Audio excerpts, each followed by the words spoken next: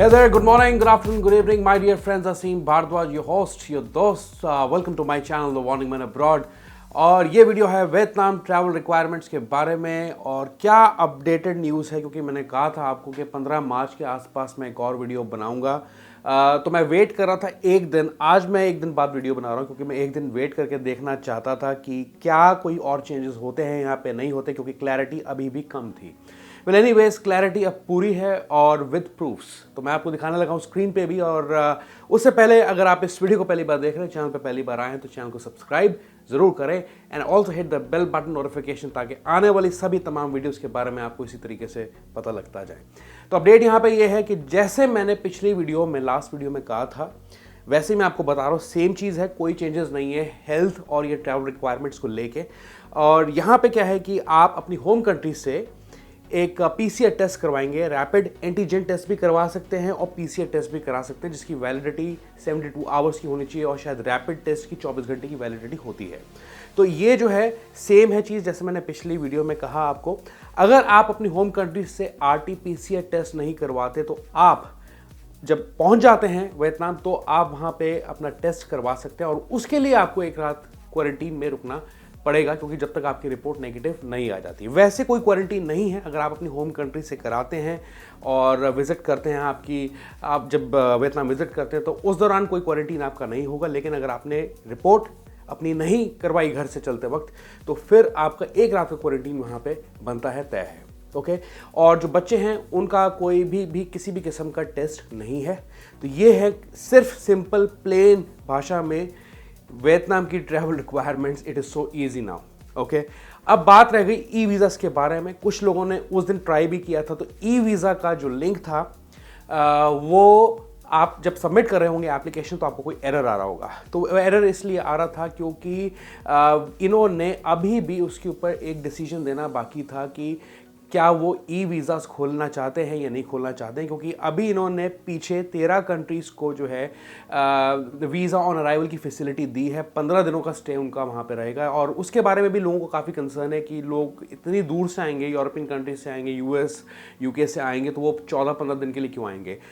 Well ये एक concern बना हुआ है। लेकिन ई वीज़ास की अगर मैं बात करूँ, जिसके अंदर इंडिया का भी नाम है, उसके अंदर अब आपको वो एरर नहीं आएगा। उसका जो प्रूफ है वो मैं स्क्रीन पे आपको दिखाने लगा हूं कि ई वीज़ास भी खुल चुके हैं। ओके, अभी भी लोगों को कंफ्यूजन है, डाउट है उसके बारे में, but I confirm through this video right then and there. Okay, तो मैं आपको स्क्रीन पे लेके चलता हूं और सारे प्रूफ्स आपको दिखा देता हूं एक बार। Let's go. और गाइस, तो मैं आपको लेके चलता हूँ एक साइट पे जिसका नाम है e.vnexpress.net और थोड़ा सा नीचे चलेंगे तो यहाँ पे हम आर्टिकल देख सकते हैं। ये कल लेट शाम का है वियतनाम ट्रैवल के हिसाब से, सॉरी वियतनाम टाइम जोन के हिसाब से। और अगर मैं यहाँ नीचे चलूँ तो आप देख सकते हैं कि लिखा है, the ministry of health said on Wednesday foreigners entering Vietnam only need to furnish negative COVID-19 test certificate and are not required to quarantine। तो क्वारंटीन नहीं करना है। The test must have been done using RT-PCR method within 72 hours before departure or the rapid antigen methods within 24 hours. तो मतलब उसकी validity 72 घंटे की होनी चाहिए RT-PCR की और रैपिड एंटीजन की होनी चाहिए 24 आवर्स की। Those who cannot take the test before arrival have to be tested within 24 hours after entering and can leave their accommodation if they are not infected. तो ये भी clear हो गया कि अगर आप अपनी होम कंट्री से टेस्ट नहीं कराते हैं तो ऑन अराइवल आपका टेस्ट किया जाएगा। 24 घंटे के अंदर आपको अपना टेस्ट कराना है, रिपोर्ट आपकी नेगेटिव आनी चाहिए और उसके बाद आप कहीं पर भी जा सकते हैं। जो पहले दिन हैं, they are required to monitor their health for the first 10 days after arrival and notify medical staff if they have symptoms of COVID। फिर नीचे ये है कि आपको उनकी जो कॉन्टैक्ट ट्रेसिंग ऐप है, PC कोविड ऐप उसका नाम है, उसे डाउनलोड करना है। They must also use the PC Covid app during their stay in Vietnam। Children under 2 years of age are exempt from testing। अब दूसरा आर्टिकल मैं आपको फटाफट से पढ़ा देता हूँ जहाँ पे ई वीज़ा के बारे में भी लिखा है और उसका प्रूफ भी मैं आपको बहुत स्ट्रांगली दिखाने जा रहा हूँ स्क्रीन पे। तो पहले तो आप इस आर्टिकल को पढ़ें। यहाँ पे Vietnam resumes visa exemption for 13 countries और उन कंट्रीज़ के नाम सारे हमारे सामने हैं। Belarus, Denmark, Finland, France, Germany, Italy, Japan, Norway, Russia, south Korea, Sweden, Spain and the UK will be allowed to visit Vietnam for up to 15 days। ठीक है, अब ये कहाँ लिखा है कि ई वीज़ाज खुले हैं या नहीं खुले हैं, तो वो भी सामने हैं आपके। The country also granted E visas to citizens of 80 countries that allowed them to apply for 30-day single entry। अब मैं आपको प्रूफ दिखाने लगा हूं कि मैंने आज अपनी एप्लीकेशन जब सबमिट की है तो मुझे किसी भी किस्म की कोई रुकावट नहीं देखने को मिली, किसी भी किस्म का एरर नहीं आया और I can do a payment right then and there. तो मैं आपको दिखाने लगा हूं वो चीज़ भी। और गाइस, तो ये है वो ई वीज़ा का लिंक जो हमने पिछली वीडियो में भी डिस्कस किया था। इसका मैंने आपको डेमो दिया था और अभी मैंने क्या किया है कि दोबारा से अपनी डिटेल्स इसी फॉर्म में भरी हैं, अपनी फ़ोटो लगाई है, डमी पासपोर्ट लगाया है और जो भी पासपोर्ट के क्रेडेंशियल्स हैं वो मैंने यहाँ पे भरे हैं, आप देख सकते हैं स्क्रीन पे। अब मैं जैसे नीचे जाता हूँ यहाँ पे तो मुझे जो है अपनी एप्लीकेशन रिव्यू करनी है, उसके लिए कैप्चा कोड मुझे यहाँ डालना पड़ता है, वो मैंने डाल दिया 6571।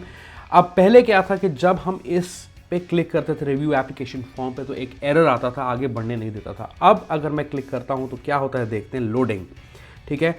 और दूसरा एक और पेज खुल के आता है जहाँ पे जो भी मैंने अपनी डिटेल्स भरी उन्हें मैं रिव्यू कर सकता हूँ। आप देख सकते हैं कि ये एक फिल्ड फॉर्म है, फिल्ड फॉर्म के तौर पे लग रहा है। और नीचे अगर आप जाएंगे तो मुझे एक यूनिक रजिस्ट्रेशन कोड भी मिलता है, वो आप देख सकते हैं यहाँ पे, ठीक है। अब ये मुझे पेमेंट का ऑप्शन दे रहा है तो मैं पेमेंट पे क्लिक करता हूँ और जैसे पेमेंट पे क्लिक करता हूँ तो मुझे जो प्राइस है उसकी $25 वो सामने दिख रही है और एक्सचेंज रेट भी उसका दिख रहा है।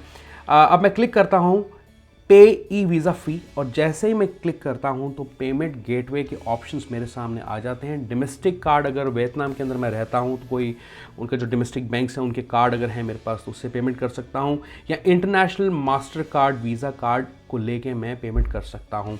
तो आप देख सकते हैं कि ये पेमेंट गेटवे भी इसका खुल गया है। So we are good to go. This is finally confirmed that e visas are also open for you now.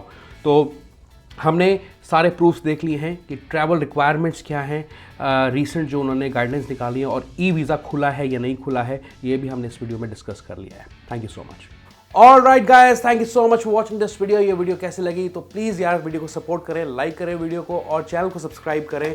That would be your support for me, okay. और कोई अपडेट आता है वियतनाम के बारे में, कोई और अपडेटेड गाइडलाइंस आती हैं तो किसी दिन लाइव आ जाएंगे आप लोगों के लिए। और मैं क्या कहना चाहता हूँ, अपना बहुत अच्छे से ख्याल रखें, मिलता हूँ अगली वीडियो में। Goodbye and take care.